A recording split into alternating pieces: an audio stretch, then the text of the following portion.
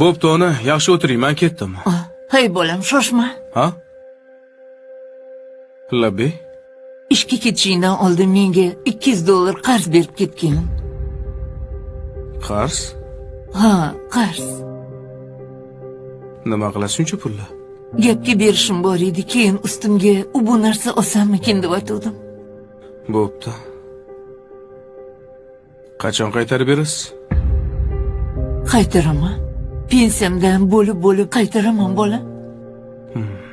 Bo'pti. Hozir olib chiqaman. Mana. Faqat vaqtida qarzingizni uzasiz. Kelishdikmi? Albatta qaytaraman.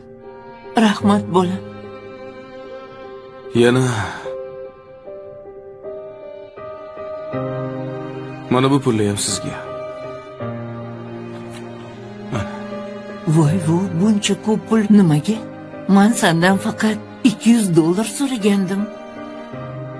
Bu meni qarzim. Seni qarzing? Bolaligimda kasal bo'lganimda uxlamasdan chiqqansiz, esizdami? Uyqusiz o'tkazgan tunlaringizni haqqi. Bu pullar shularni bittasiga yetsa koshki edi. Voy, bolam. Puling o'zingga buyursin. Men mingdan ming roziman. Menga sog' salomat yursang, shuni o'zi katta baxt. Ha, onama. Meni yana bitta qarzim bor. Yana qanaqa qarz? Bu qarzni hali ko'pchilik uzolgani yo'q. Bilasizmi? Menga o'xshagan farzandlar mana shu ikki og'iz gapni aytishga uyalishadi. O'zi ikki og'iz gap. Nimaga? Sizni yaxshi ko'raman degan gap. Men ham seni yaxshi ko'raman. Onama. Siz mendan qarz so'rab o'tiribsiz.